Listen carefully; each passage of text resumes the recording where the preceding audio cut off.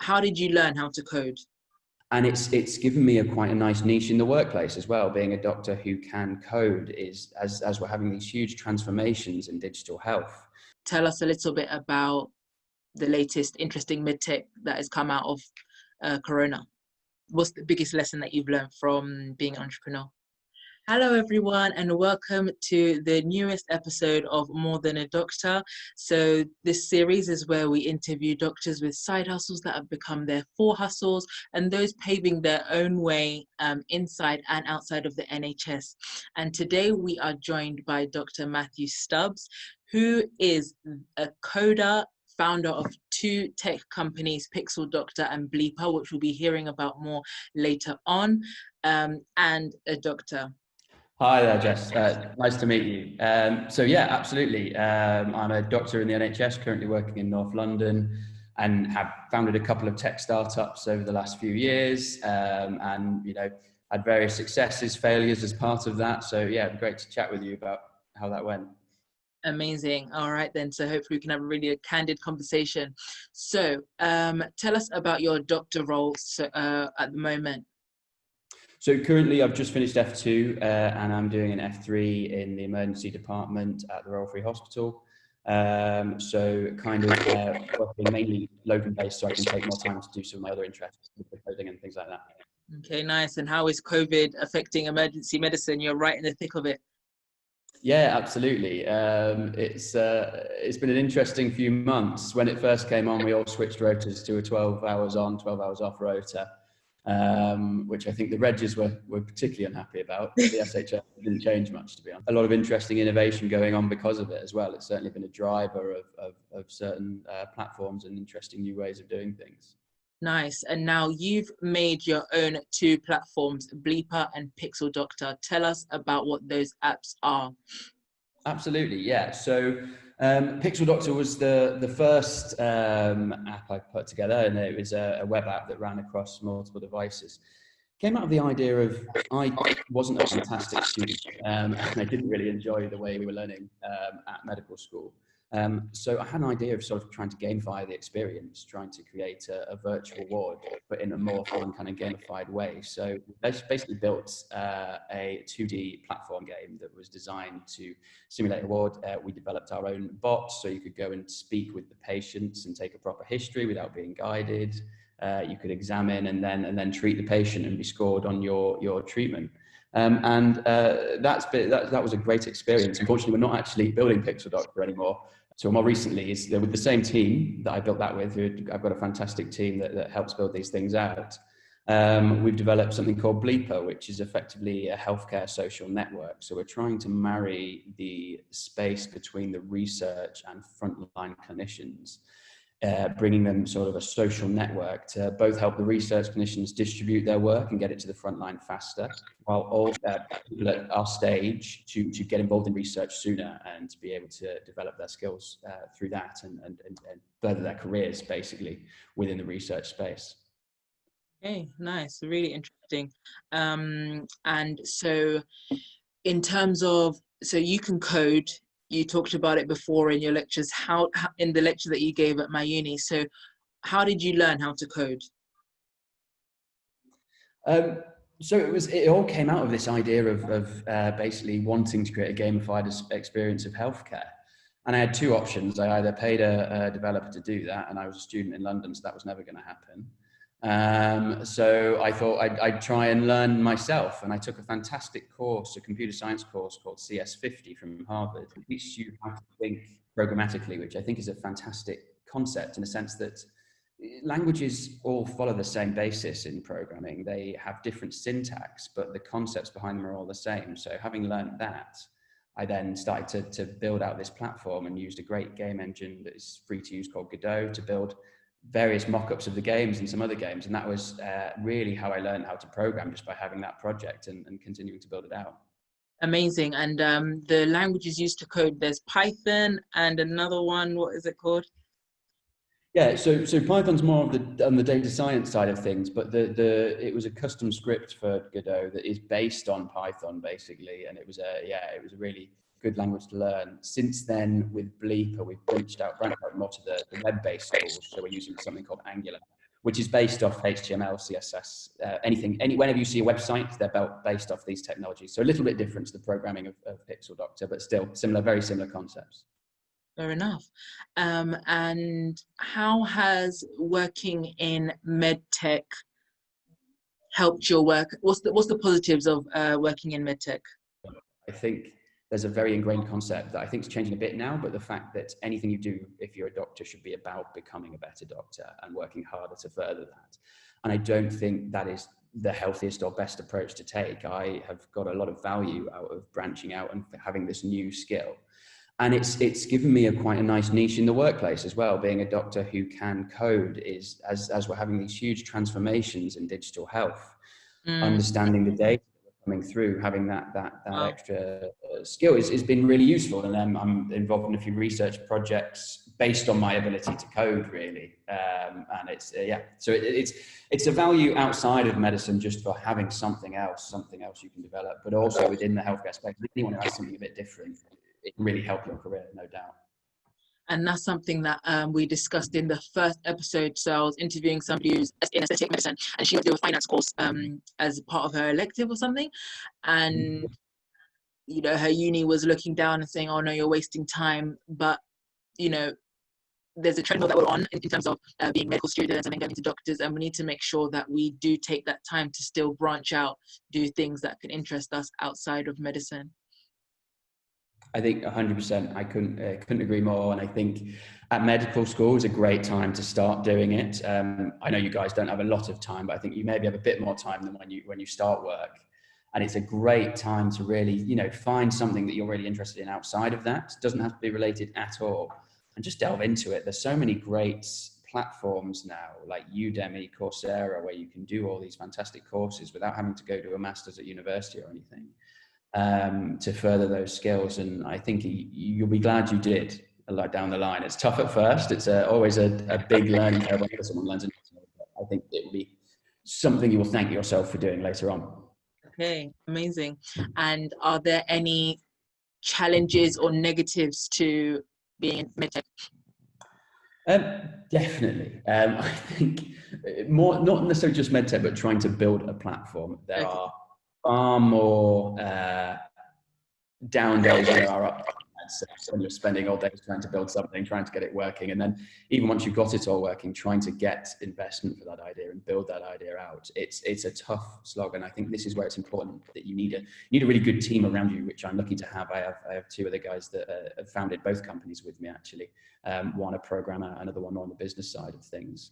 And you need that team that the days that you're feeling it, the others aren't, you know, and they keep pulling you up. You should never try and go, no way. And it's tough, but the rewards are obviously endless of just building something that people use. It's great. Tell us a little bit about the latest interesting medtech that has come out of Corona. Yeah, I think obviously the thing everyone's talking about is the new track and trace concepts, right? And trying to build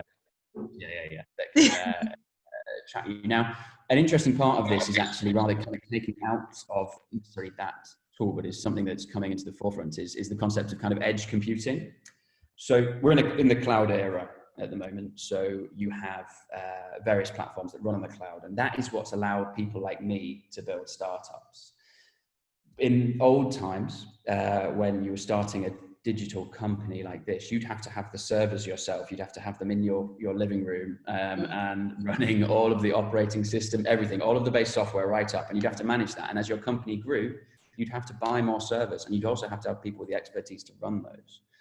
With the cloud and something known as platform as a service, you can now just write the app, basically build the app, build the data management for that app, and then you can spin it up on a server that one of the big tech companies owns as part of the cloud. And that allows you to do that, down the skills needed to develop a basic digital platform massively. Now, a concept moving on from that is the idea of edge computing. And that is something that's going to be, it's basically a good example of this is autonomous vehicles. Okay. So basically autonomous vehicles have all these sensors around the edge of the cars. Now, if they had to take in that sensory information, send it over to the cloud, and then get the information back, the latency on that would be too great for it to work. edge computing is taking this functionality that the cloud has and putting it in the actual system that you own. And the reason I'm talking about this is I think this has huge impacts in hospitals. Imagine the amazing amounts of data we get through on a daily basis and being able to analyze that on site and come back with live suggestions of your patients that are deteriorating, how best to manage your beds, where you should move the patients. I think the ability to bring edge computing into hospitals is incredible. Similar concept to autonomous skills is autonomous surgery. That's going to have to respond autonomously and quickly to changes in circumstances while operating. And that's something you couldn't rely on a cloud-based system for. You'll need it to run in the system, but it'll need to be very powerful. So I think within tech, this edge computing in healthcare is going to be huge. And it's something that's really just starting to pick up now. Wow. Okay. So what advice then would you give to people who are maybe med students or junior doctors who are interested in tech, but maybe are a bit intimidated by it or don't know where to start? 100%. Well, I think start with maybe that CS50 course, which I can't suggest enough for getting your basics. And then try and have a project, whether you're working on another project with someone else or whether you have your own project. I find the best way to learn is to have something to build. And it's a great community out there for building. So I'm part of the NHS Entrepreneur program with Professor Tony Young, and that's been a great place to meet people, branch out. So if you're doing something exciting, entrepreneurial, then I'd definitely apply for that program as well, because you meet some really interesting people. I've had changes to my idea from going to these meetups and things like that. So there's a big community out there in entrepreneurship and healthcare. Just try and get involved in it as much as you can. Okay, amazing. What's the biggest lesson that you've learned from being an entrepreneur? It's not all it's cracked out to be. I think people see the exciting and interesting side of being entrepreneurial and building out these tools. On Instagram posts like, rise and shine and you see the yachts, you see the private jets, and I don't have a yacht or a private jet. Just saying. So yeah, it's really tough. It's really tough, but I think the true value comes from when you build something and people are using it and you're getting the feedback of people saying they love this, they want to do this, and it's not always like that. You'll get some horrible feedback as well, but I think something that you've had the idea for and worked on with other people and you've built something together as a team to take that forward and have loads of people use it and be engaged with it, I think is really exciting. So what I'd say is, it's really tough. Don't do it lightheartedly, but if you are keen in doing it and want to branch out like that, then 100% it's worth it in the long run. Okay. And what are your dreams for the future going forward? In what sense? Personally or? No, in terms of technology, whether that be for medicine or for you as an individual. Yeah. So, when I was speaking about sort of edge computing before, I think that's a really exciting space. And one thing I really want to look into is how we bring this tech that's really at the forefront now and bring it into healthcare. Because as a sector, we are slow on the uptake of new tech, and we're still years behind our... Still using bleeps. Yes, exactly. And still using Excel sheets to store coronavirus. I'm really quite passionate about trying to accelerate the uptake of modern tech in healthcare, because it's perfectly doable. And I think part of that is edge computing. I think another very exciting area is the increased use of sensors that people are wearing. For example, the iWatch, tracking your heart rate, tracking your oxygen saturations, which I'm not sure how accurate that is on the new system, but I think it will get better.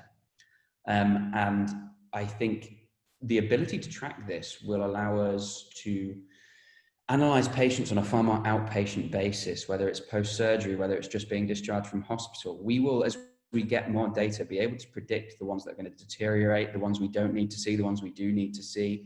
I think that will have huge impacts on outpatient management, and I think it will be a really positive thing for the NHS growing that out. So that's another really interesting sector, is trying to accelerate tech in healthcare within the NHS in particular, but also trying to figure out ways that we can reduce the outpatient burden basically by these exciting technological developments that we're seeing and people are already doing. Yeah, just this literally today in GP, I saw this woman who was having times of lightheadedness and just feeling odd. And because she had a Fitbit, she already knew her heart rates, and her heart rates were very low. So we knew, okay, fine, 24-hour ECG. Yeah, being able to see that data without bringing them into the clinic is going to transform things. And I think that is one thing that's coming out of COVID, this push to being more digital, Yeah, more outpatient appointments, but digitally rather than bringing them to the hospital, which just makes sense, right? Why are we having people wait 3 hours in a waiting room to see a consultant for 10 minutes if they don't need to examine them or something like that? We really need to shift this way. And I think people are doing it quite effectively now. I hope the momentum keeps up once this pandemic is all over. exactly, that we keep that innovation and don't revert backwards. 100%. Amazing. So that was a really cool conversation, a really nice interview. So we talked about edge computing, the future of personalized data, and also about entrepreneurship, that some days are difficult and hard. So teamwork is really the thing that can take you further. They say that if you go by yourself, you can go faster, but if you go with others, then you can go further. So that was really inspiring. So thank you so much, Matt. Any last words to our viewers? Just go for it, guys. If you've got an idea, I'm on LinkedIn. If you want to chat about something with me, I'm more than happy to help you or discuss anything with you. So I just, it's a great thing to do, to get into this entrepreneurial medtech space. It's a huge growing space. And I think don't be intimidated. Just go for it. Amazing. So you heard it there, just go for it. So thank you guys for tuning in to another episode. Like if you liked it, share if you know that there's somebody who's thinking of dipping their toes into entrepreneurship but is a little bit scared, and we'll see you in the next one. All right, bye.